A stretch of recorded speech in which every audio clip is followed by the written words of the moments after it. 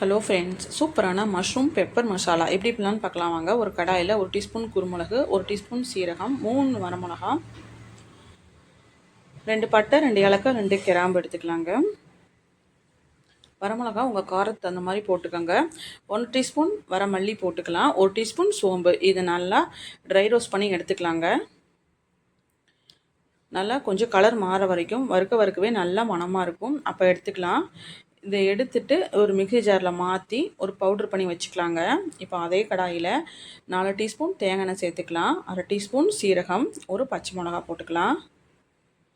2 பெரிய வெங்காயத்தை பொடிசாக கட் பண்ணி வச்சுக்கிறேன், அதை போட்டுக்கலாம். இதை நல்லா வதக்கிக்கலாம். லைட்டாக கொஞ்சம் கலர் மாற வரைக்கும் கொஞ்சம் நல்லா வதக்கிக்கலாம். 1 டீஸ்பூன் இஞ்சி பூண்டு பேஸ்ட் போட்டுக்கலாங்க.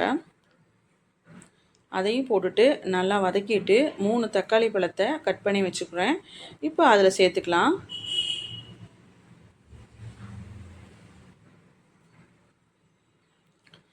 கொஞ்சமாக உப்பு போட்டு இதை நல்லா வதக்கிக்கலாம். தக்காளி கொஞ்சம் சுருண்டு வர வரைக்கும் நல்லா வதக்கிக்கலாம்.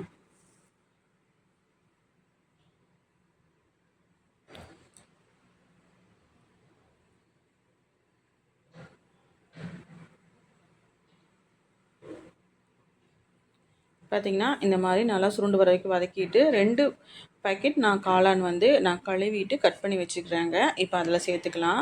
சேர்த்துட்டு மசாலா அதில் புளிக்கிற மாதிரி நல்லா வதக்கிக்கலாம்.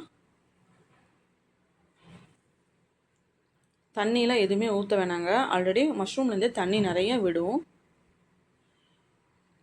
பார்த்திங்கன்னா ஈவனாக நல்லா வதக்கிட்டு க்ளோஸ் பண்ணி வச்சிடலாங்க. ஒரு 5 நிமிஷத்தில் இது வெந்துடும். ஒரே ஆவியில் இந்த மஷ்ரூம் நல்லா வெந்துடும்.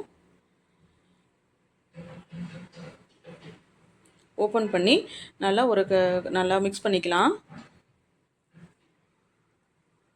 இந்த மாதிரி நல்லா கிளறி விட்டுக்கலாம். அதுக்கப்புறம் பவுட்ரு பண்ணி வச்சுக்கிற இந்த பட்டை, கிராம்பு, ஏலக்காய், அந்த மல்லி எல்லாம் எடுத்து போட்டுக்கலாங்க. வறுத்து வச்சு பவுட்ரு பண்ண பொருள் எடுத்து நம்ம போட்டுக்கலாம். நல்லா மிக்ஸ் பண்ணிக்கலாம். தீ கொஞ்சம் ஹை ஃப்ளேமில் வச்சு நல்லா மிக்ஸ் பண்ணிக்கலாம். இது நல்லா இருக்குங்க. இட்லி, தோசை, சப்பாத்தி எல்லாத்துக்கும் நல்லாயிருக்கும். ஈவன் ரசம் சாதத்துக்கு கூட நீங்கள் தொட்டு சாப்பிட்டிங்கன்னா அவ்வளோ சூப்பராக இருக்கும். இந்த கிளைமேட்டுக்கு ஏற்ற ஒரு டிஷ் இது.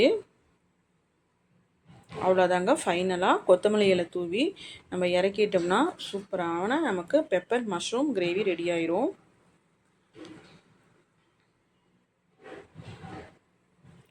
குழந்தைகளும் முதல் பெரியவங்க வரைக்கும் நல்லா விரும்பி சாப்பிடுவாங்க இந்த டிஷ்ஷு. ஒரு தடவை செஞ்சு கொடுங்க. அவ்வளோதாங்க, சூப்பராக ரெடி ஆயிடுச்சு. வீடியோ பிடிச்சா லைக் பண்ணுங்கள், ஷேர் பண்ணுங்கள், மறக்காமல் ஃபாலோ பண்ணிவிட்டு சப்ஸ்கிரைப் பண்ணிக்கோங்க. தேங்க்ஸ் ஃபார் வாட்சிங்.